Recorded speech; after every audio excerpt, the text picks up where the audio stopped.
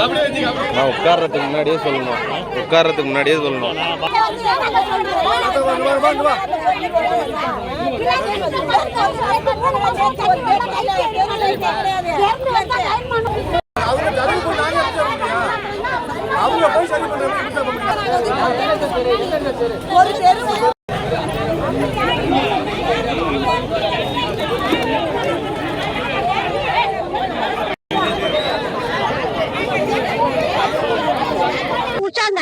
மூணு மாசமா ஊருக்குள்ள தண்ணி இல்லைங்க, கரண்ட் கிடையாதுங்க. பசங்க ரொம்ப கஷ்டப்படுது.